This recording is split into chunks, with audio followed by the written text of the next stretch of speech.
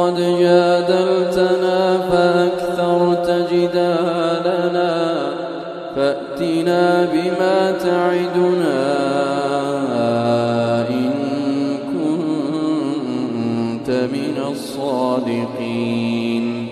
قال إنما يأتيكم به الله إن شاء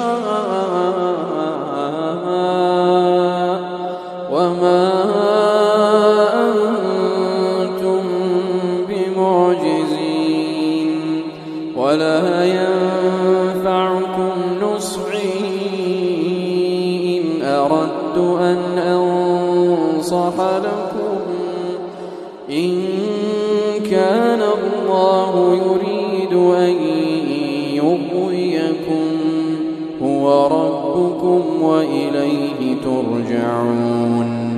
أم يقولون افتراه قل إن افتريته فعلي إجرامي وأنا بريء مما